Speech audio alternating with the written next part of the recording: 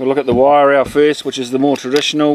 This is where it was all planted. This is where it all happened way back in the mid 70s to the mid 80s, as we were a burgeoning industry, as it were.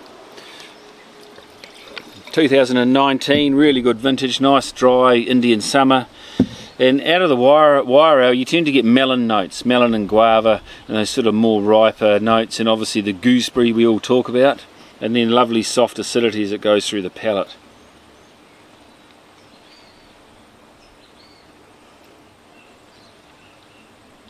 And what I tend to do as a winemaker, I like to soften all that off. I don't want your nostril hairs getting burnt by too much aroma.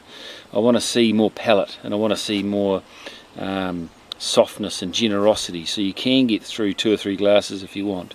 And particularly with Sauvignon Blanc, with its acidity, you've really got to be careful with your picking decisions. So both the Awatere and the Wairau you need to look at and have a soft acid, or a rounded acid as I like to call it, but it needs to go on and on in the palate. So basically here, guava, melon, nice little bit of kick of greens just coming in.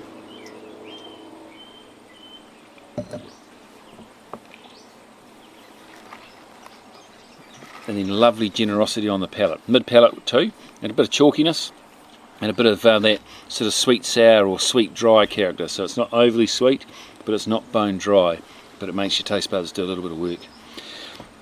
This wine's off 2 vineyards, family owned, Alice Mills and Kersley Estate, and quite fertile blocks. So they tend to have nice good intensity, and I think the good thing about that, particularly with humans and their memory, it makes you think about and it makes you remember what you've drunk.